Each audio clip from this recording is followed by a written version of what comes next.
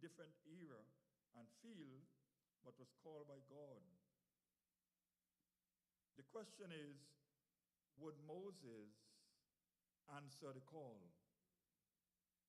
And what about us? How do we know we are called? Wasn't that a problem with Moses?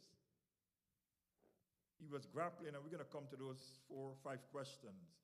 The problem with Moses is that he didn't see how he could fit in to this new mission, that, to deliver the children of Israel.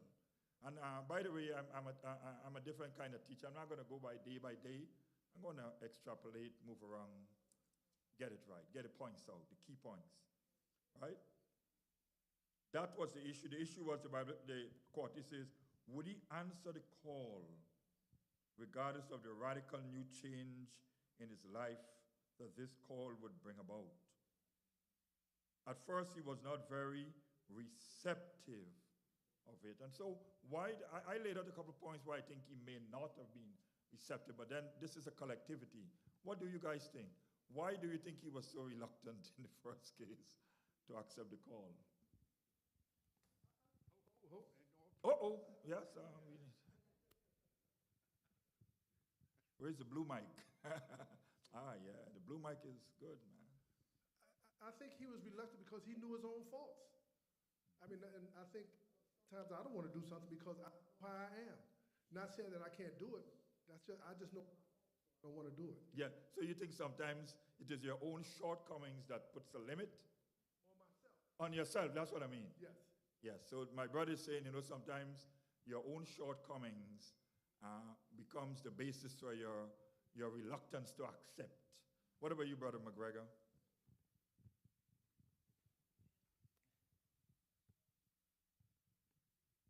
I think he was, I'm sorry, what was the question? The question was basically surrounded on why do we think he was so reluctant to accept the call. To accept the call. And I laid out the bunch. Yeah. Because he was human and the call was outrageous. Mm-hmm. I think most of the times our limitations are centered around our human frailties. If God told anyone here to go to the Soviet Union and tell Putin anything, we ain't going nowhere, right? We'd all defer. And so it was outrageous. It was outrageous what God was asking Moses to do. Tough. And the only way it worked was from the beginning, from God's appearance as in the form of a burning bush, to the end. The only way it worked was by a succession of miracles. Yes. Without the miracles, it's a wholly other story. Thank you very much. Yes, Brother Matt.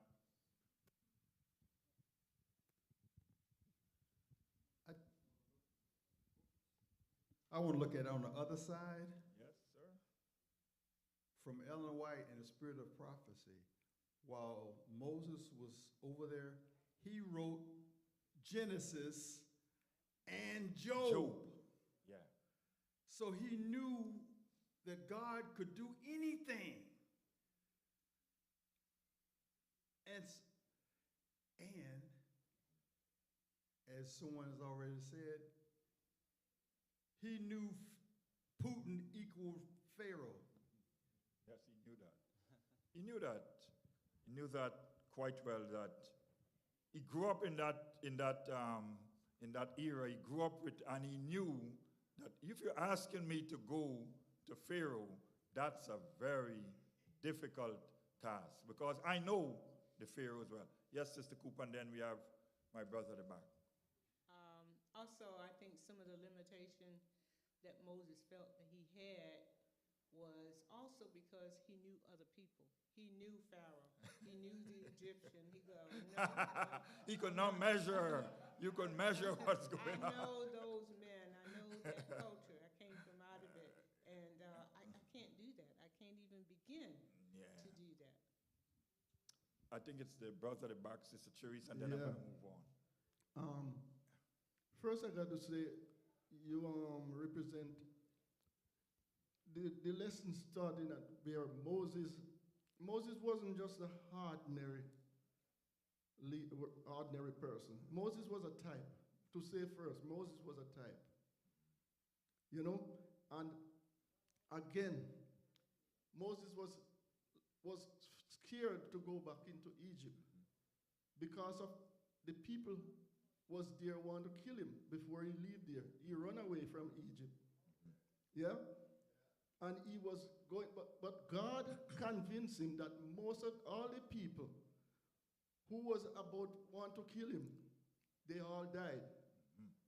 So after he get that how to put it now, that word from God, he decided was to go, but he still was reluctant because he was talking about his speech.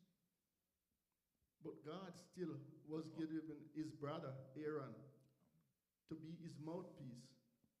But Moses would be still the one who speak to him through God. Timid. Yeah? I will say My that. sister Therese, and then the brother at the back, and then I need to move into. I feel like Moses was living his best life, right? And so now that was going to get shaken up. His comfort zone. You're talking about he was in his comfort zone. I mean, absolutely. 40 years tending sheep every day. You know, He's living his best life. And then very good point. Very you good point. were asking him to put basically a mark on his back. Because when you're serving God, then all these things he wrote Genesis and he wrote Job. So he knows what it is when you put yourself out there for God, like you're going to get attacked. Why would I want to do that? A good point, you know. I remember the hardest part being a university professor is scaling the first year. Any teacher will tell you the same thing. Once you scale the first year, Brother Matt, it becomes rudimentary after that, right? You get into a zone, comfort zone. So even if you got a call to go to another university to teach, that's going to break up this comfort zone where you are. You got to go now and retool, learn a new culture. So Moses, 40 years, we're not even looking at it in 40 years is a pretty long time. He was in a comfort zone. Yes, my brother, back, and then we move forward. Everyone that God called, none of them was prepared for what he had called them for. Mm-hmm. They had to have faith, starting with Abraham. By faith, they went not knowing what God was going to do. But it was by faith. No one was already trained and skilled in what God had called them to do. Thank you.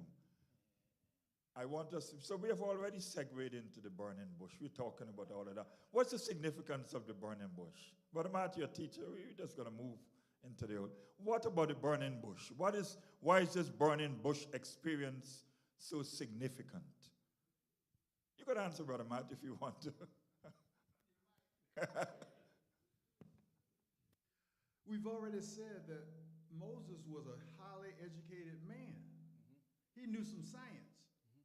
Here's something that's burning and is not being destroyed. Exactly. And so that, being the educated man that he was, he's in tune to, I need to check this out. This is miraculous. And God knew him, and he knew that this would be maybe an avenue of approach, a way for God to reach him, that educated man.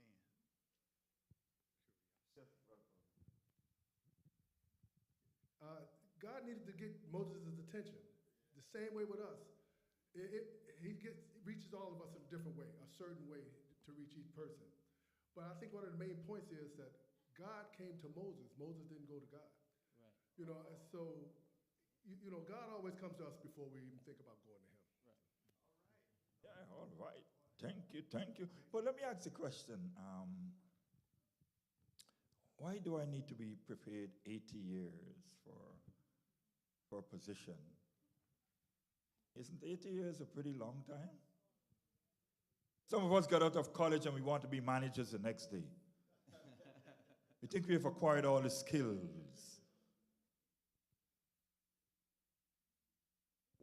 The question is, it's at the bottom of the very Sunday. Moses needed 80 years before God deemed him ready for his task. what might this truth teach us about patience? 80 years is a very long time. I'd hate to know that I have to wait 80 years to be called. Brother McGregor, Brother James. Yeah. Brother McGregor was up front. Thank you.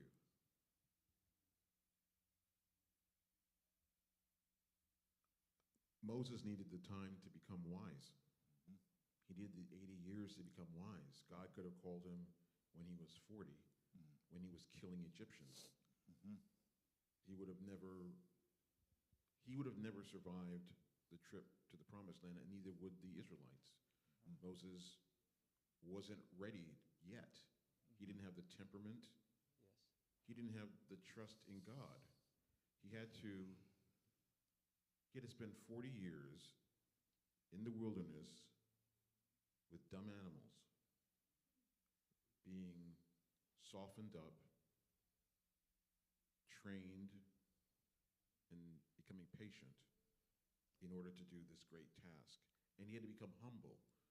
The thing that strikes us about Moses before he leaves Egypt is he seeks to solve the problem before him with his own hands. And that was not going to work, leading the Israelites. He would have to become a different kind of person. Yes. And it took 80 years to get him there. Yeah, Brother Matt. I certainly agree with Brother McGregor. From anecdotal evidence, my dad fought in World War II. I remember looking in some of his things, and I wasn't supposed to, so don't tell anybody. I saw, he spent 2.5 years in the Pacific. I saw a Luger, that's a type of weapon, with Japanese writing on it. I saw the yen and stuff like that. My daughter is stationed on the island, one of the islands where he fought. I never heard him talk about war. I never heard him talk about killing somebody. All the men who served who in military during that time, but I'm talking about the 60s, they never talked about killing anybody. It is something about when you take another person's life, I think impacts you for a long time that you have to really consider that. And I'm just saying anecdotal evidence, knowing that you have to be such a cold person not to think about taking somebody else's life. All right, look, we have some excellent points. Oh, you want to say something, brother? Yes. Yes, Brother Matt, I do agree with you. And when I was actually going through that lesson with Moses, that is why God actually waited so long to call Moses. Moses did trust God, but he didn't trust himself, knowing what he was about and what he could do. So that's one of the main reasons why Moses hid himself. So it brings me back to reading the lesson when Moses actually came up with all these excuses that he did not want to go. So Moses, it just brings excitement to my heart when I read that about Moses. So he literally tried to come up with all these things, but God is God. God already planned God already knew what he was putting in place for Moses. So everything that Moses came up with, he said, oh no, I got your brothers to speak for you. Whatever you're saying, I have it for you. So that's my most excitement about Moses, that God already planned his way out for him. But all Moses had to do was just accept, which he did. Which he did. And Okay. and just one more point, and for Moses to be, I would say, outstanding, is because of his wife. She was there with him by his side. All right. You know, Man. so that's just my point. Sorry, guys. Where's Sister Chitty? We need the after manna. Today, we want to make an exception. This is getting deep. Right. Thank you very much, my brother. So, Yes, sister. right, yeah. Of course, Moses was not just doing nothing. He was a sheepman. He wasn't just doing nothing in these 80 years. I think he was still learning about God and trying to understand. And he went back and asked one of the fundamental questions that you would think he would have known, because the question had been given to, the answer had been given to Abraham.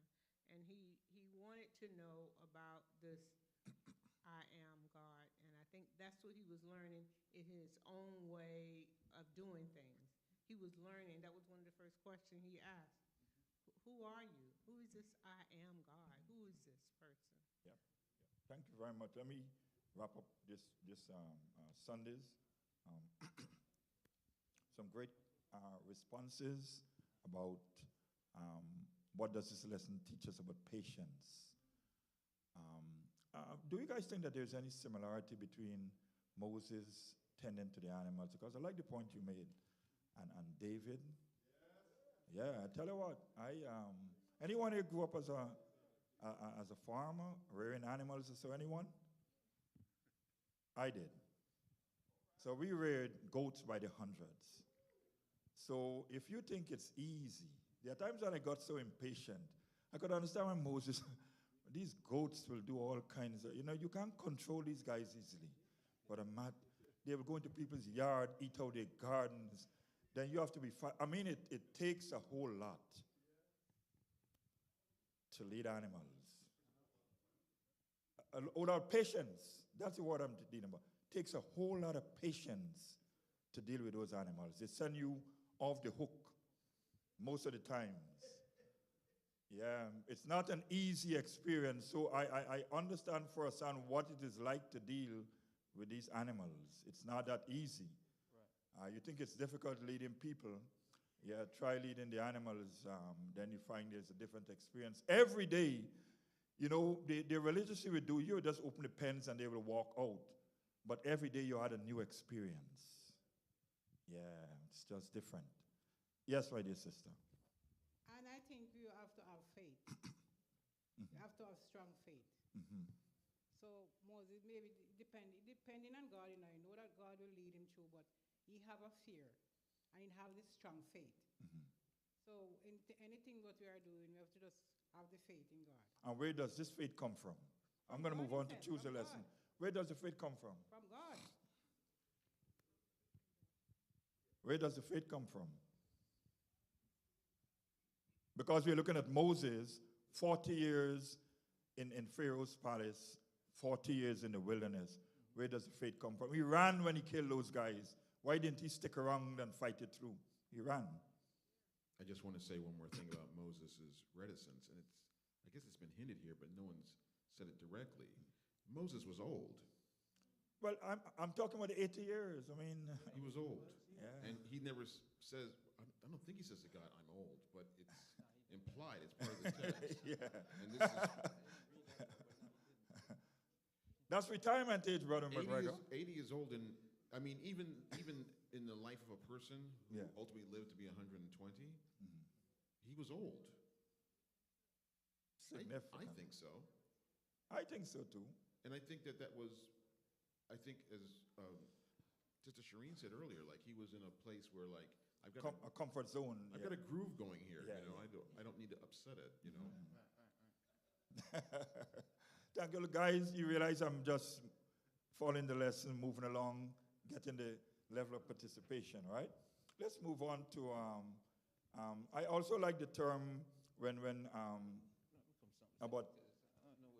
When do you invoke? We pray sometimes. We say, Almighty God, or the God of heaven and earth. And there are times when I pray, and I said, the God of Abraham, Isaac, and Jacob.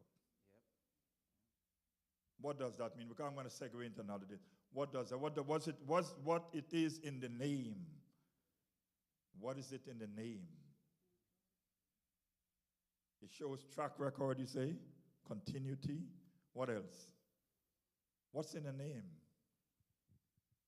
When I say, many times, sometimes my wife and I have our battles about, but the Christian experience, and I said, Suzette, let me tell you something. I don't know which God you serve, but this is the God I serve. And she will tell you if she was here, the God of Abraham, the God of Isaac, and the God of Jacob. This same God who understood human frailties but allowed mankind to thrive. Look, look how wealthy Abraham was. Look at the struggles Jacob and Isaac had, and God made them triumphant. So that's the God I serve. What does it mean when they say the God of Abraham and Isaac and Jacob to you? Yeah, I think God are names like if we're talking about the Yahweh, the Almighty, the Elohim. Yeah. I think all those are different characteristics of God.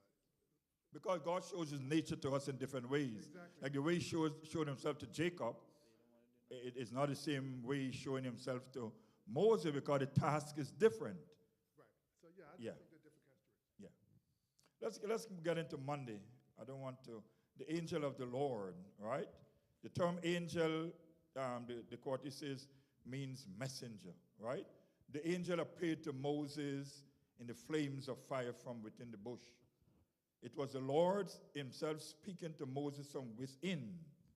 So what Moses could not mathematically understand and figure out scientifically, it was God speaking to him.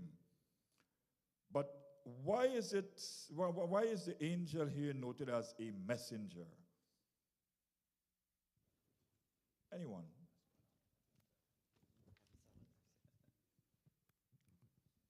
I think because the angel means messenger.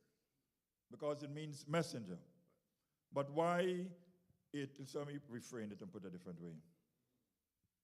Why couldn't it, because as a messenger, so why did he need a messenger? Why didn't he need a guide? Why just a messenger?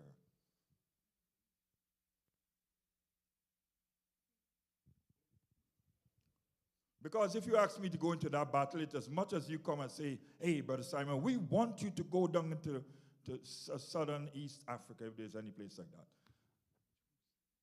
But I'm going to ask you, so how would I get there? That's reality, right? Tell me about the logistics in all of this. We're going to start asking questions like Moses, and that's what Moses was doing.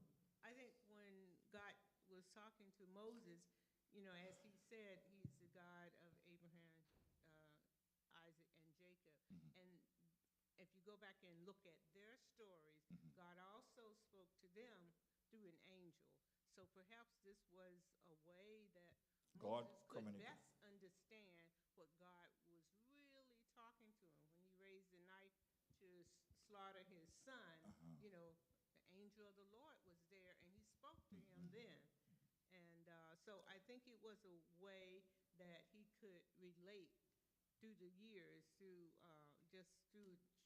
messaging the different prophets through the years, that perhaps Moses could understand that, because names had a way of meaning great things. Thank you very much. And so while God met Moses at the burning bush, the larger question is, how do you explain, and that's what I was trying to get, how do you explain the mission to me? It's all good to say, hey, we need you to go down into the south central part of Africa, but then the reality is, how do I get there? When I get there, who do I reach out to? Who's going to guide me? Well, all of that came out in the study, right? I realize I'm not even sticking to 1 week, one day. All of that came out in the study, but how do you that's the word, operationalize all of this? The church has a mission. How do we operationalize the mission of the Adventist church, right? In service to all we are. How do we operationalize it? What is true? Exactly. And then the other question has to do with, who am I? Who am I? God calls you, and then God has to explain to you. It's not human nature. God calls you, and then he has to explain. This is the all-powerful God who called the stars into place and everything. Yet he has to come down to common man to explain to you why you need to go do X or Y or Z. What are your views about that? Because that's what Moses actually, if you look at the encounter over the next couple of days lesson, it's really an encounter with Moses trying to say, look, let's operationalize this whole thing, God, because yes, I understand. Yes, you did it to Abraham and to Aya. You spoke to them, you intervened, you sent messages. But man, this is going to Pharaoh, and I know this guy. So how do we deal with this one now, God? That, if I can say, I thought it was wonderful of God to actually set illustration. How you go to the elders of Israel and tell them X, Y, and Z. Now I'm going to tell you, you go to Pharaoh and you also tell him, I'm not going to leave you out there floating that you're not going to know what to expect, what to say, what to do. And he gave him illustration after illustration as to what will happen to him. The point I'm really getting at is when God calls us, I want to be practical. When God calls us, Brother Matty doesn't leave us. He never leaves us in any situation where there's a doubt. Although we may have doubts, we are human beings, we question. God never calls us to a mission and he doesn't equip us. And that's why we are saved to serve. Once you get into contact with Jesus Christ, he converts everything and you're able to become the person you want to be. Right? Why did God call the children of Israel his people? I'm just getting quick points. Why did he call them my people? He said, you go to my people. My people shall be called by my name. Why my people? Yes, Brother McGregor.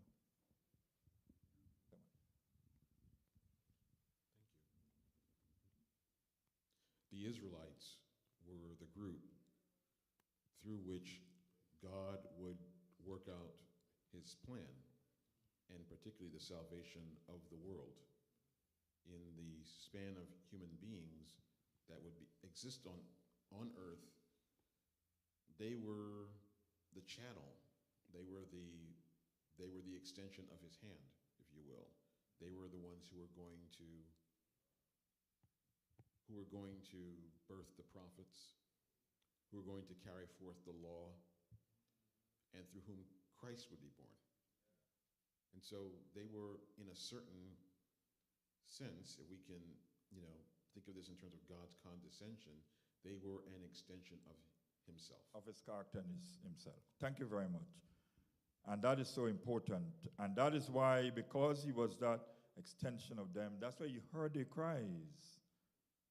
And in our personal walk with God, sometimes we think we are alone.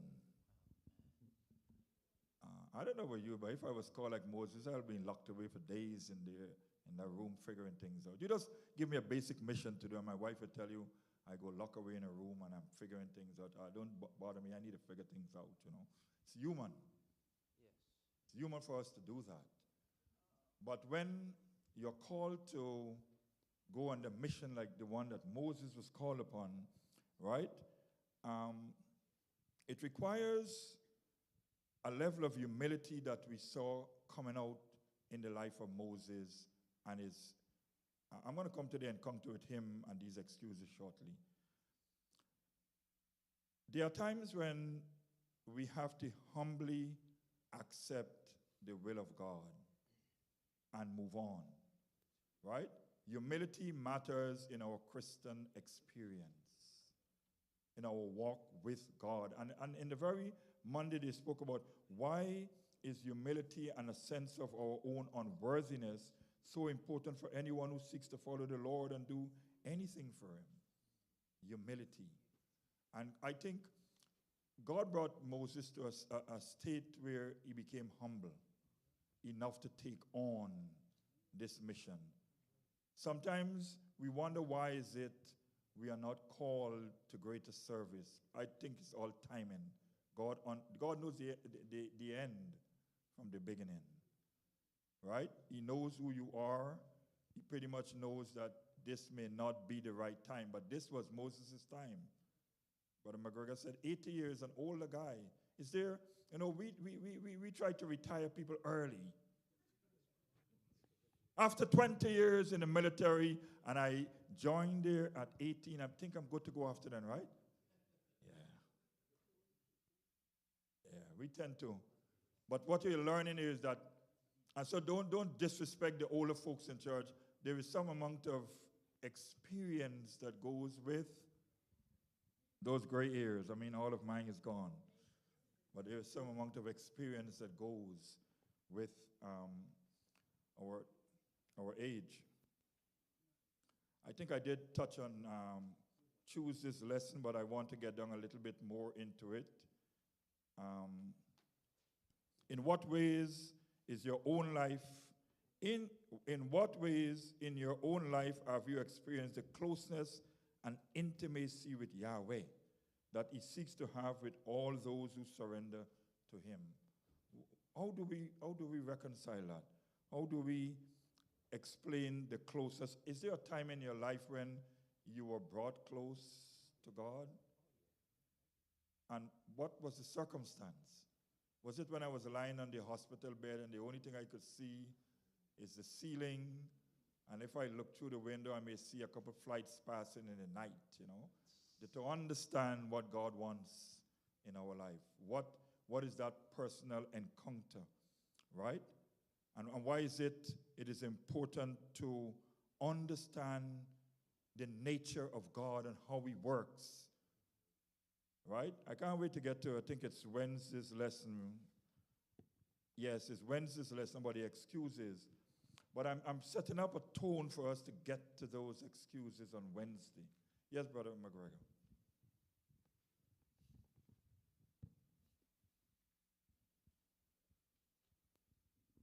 Thank you. I think whatever the circumstances are where we most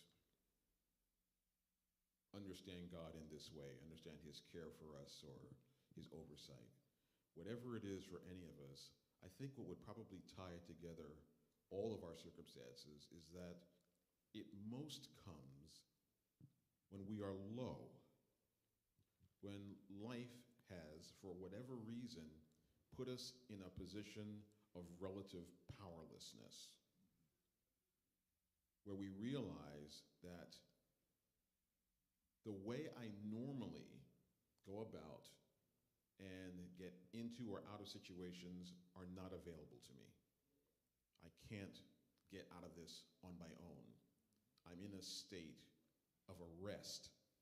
I literally cannot change what's going on here. I think that has to be something a state we either are in or a state to which we are powerfully drawn to understand we are always in. Either we're in it where it's unshakable and obvious, or we realize that we're a hair's breadth away from it at any given time. And I think it's in those moments that we probably most or best understand God's care and oversight. And anyone else want to make a comment? Yes, my dear brother.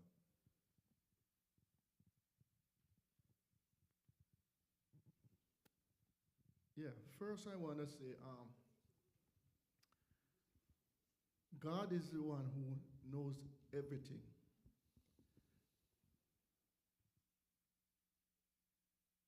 God knows when we are ready to be used. People mature at all different time and places within our life. If you look at Jonah and we look at Moses, we can see some similarity right there with Jonah and with Moses. Moses take a little maybe to mature. We don't know anything about the age of Jonah when God called him. But he was reluctant same way, and he was thinking of himself. He runs same way. Moses would run maybe if he had the opportunity, same way. So people, we can,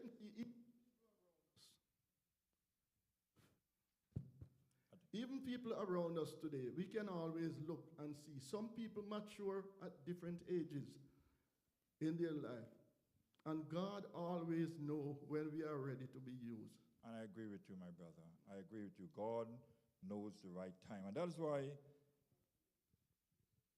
in our walk with God, we have to be so careful that we don't exclude people from service because of certain things. You know, people look at your age and say he's too old.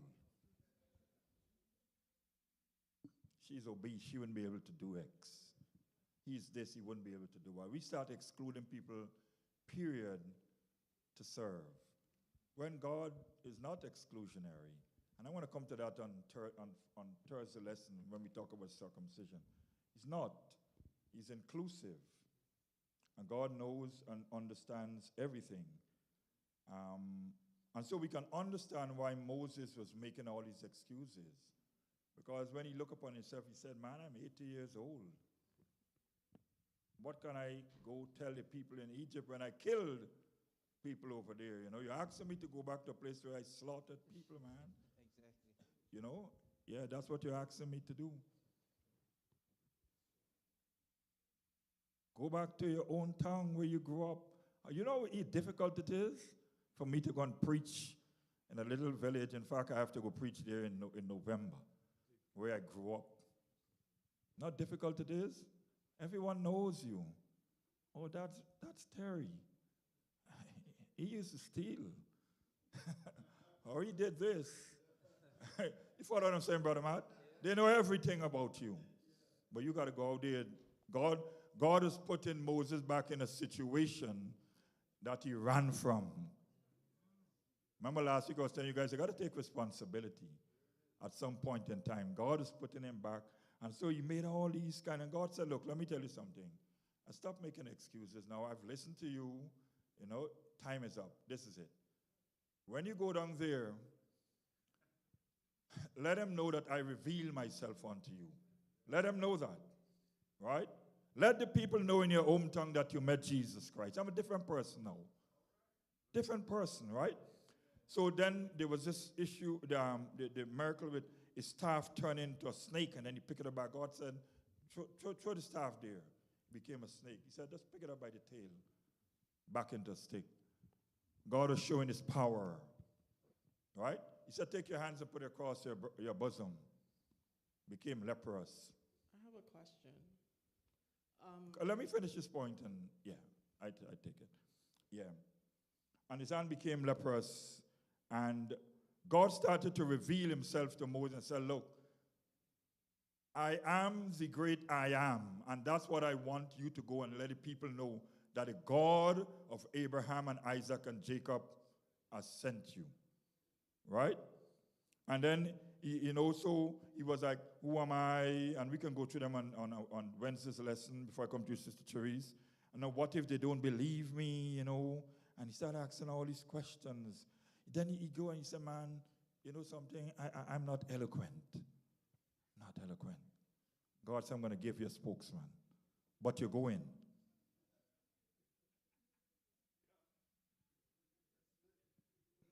Yeah, he said, I'm slow to speech. I'm not eloquent, you know. God said, you're going anyhow. Because he said, Aaron is an eloquent speaker. So where you are lacking, I've already taken care of it. When God calls us, he provides all the opportunities for us to be successful. Yes, everything. So my dear sister, you want to go? I just had a question. Yeah. These excuses, because we talked about how Moses had to kind of become humble before he could be, put to undertake this great assignment. So my question is, were these excuses indicative of fear on Moses' part, or was it that there was still a little bit of pride still left in him? I think in each, somebody, you want to answer? Yeah. I think, and all of this, you see the old call of Moses and everything, reminds us of human frailty, right? We are human beings. At the end of the day, we are subject to all kinds of things out there. We have to, even when Jesus Christ came on earth, the Bible says he was subject to all that we are experiencing, death. We understand the pain of mourning the loss of a loved one. Those are things we've come to understand as human beings, right? We are frail. I always remember at one time when my mom died, I went into counseling for 6 months. I couldn't take it. Didn't cry at the funeral 6 months after. And the counselor told me, he said, you know what? I remember when, he said, a couple of years ago, I counseled a guy who, I don't know what rank you call it, but the guy was in charge of dealing with when you're bringing the dead home from war. I think he's a brigadier. I think that's what his title was. Born guy out of Brooklyn, New York. Processed thousands of dead during the different wars. And when his wife died, he flipped. How could you explain a man who processed thousands of dead bodies? Went to family members with them when his wife died, he flipped. He had to go through years of counseling. It just goes to show that though enormous we may seem, we have human frailty. We are human beings at the end of the day. My dear sister, then Brother McGregor. I'm hoping I'm on point. When Moses was expressing himself to be afraid of being afraid to go, there's so much he could have thought of to make him really just go forward quickly, because he was a general in Egypt, and he was a very good one. So the people did like him in Egypt. The Israelites, they had probably second thoughts about it, because they knew Egypt was against them. After all, they were enslaved. But when you said he killed many people, I was thinking that you were referring to him being a general, killing people, because he was very successful as a general. Because I only remember the one murder that he did of his own accord, trying to make an impression in front of his Israelites. He was really trying to win them over in a sense, but he was.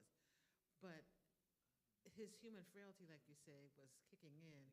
But if he could have just thought of the things, how God had blessed him to be a general, and a very good one, and almost next in road to be the Pharaoh,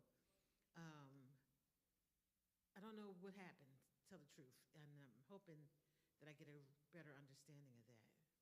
Okay, Brother McGregor, you want to go? Yeah, Brother McGregor, you can go.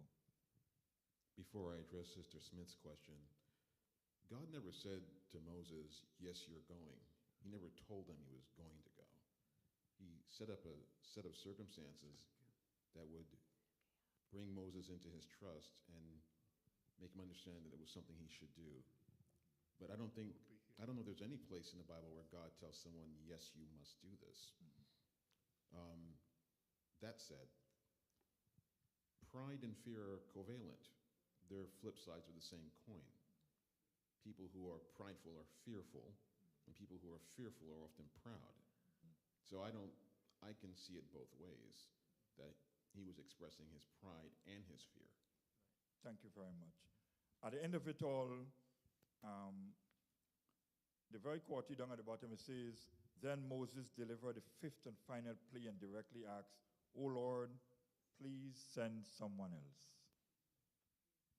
Please send someone else." Who wants to? Oh yes, my dear sister, sorry. I continued comment to that. I was skimming the notes to go with the lesson at the same time. And it says that at first that humility was what he was, sort of coming up with these excuses. And then after God provided all the answers, it's quite interesting. It's from Spiritual Gifts, Volume 3. It says, after God promised to fix it, he showed unbelief and criminal despondency of that distrust of God himself, the next sentence says. And talks about the deliverance of Israel out of Egypt in the manner God proposed to do the work looked hopeless to him of the mission ever being successful. So that utter distrust of God, like you said, we know God equips those but when the rubber meets the road is quite a different story of that blatant distrust. Yeah, and it's pretty much our human frailty.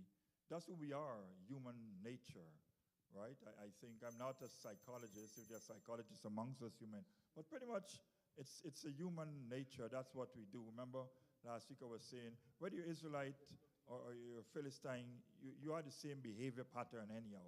It's only that you are called of God, and a child who is called of God is expected to do things differently. I heard a 5-minute bell. And I want to go straight into Thursday's lesson that deals with circumcision. At the end of the day, you couldn't believe that Moses' life was threatened as he was on his way. But that event happened because there was something, I don't want to use the word checklist, but because we're human beings, a checklist, something was missing on that checklist.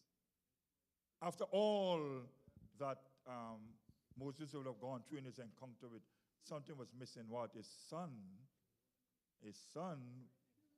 the little son, Eliezer, was not circumcised. And according to the Jewish religious practices, circumcision is a requirement. So now you're going on a mission where you have not fulfilled one of the requirements, covenant. You were not obeying one of the key things in the rabbinical and the Jewish system. And so his wife intervened, they circumcised the child. He took the blood and put on Moses as a sign that, you know what, we have fulfilled the requirements of God. I'm not a guy who comes here to teach a lesson theoretically.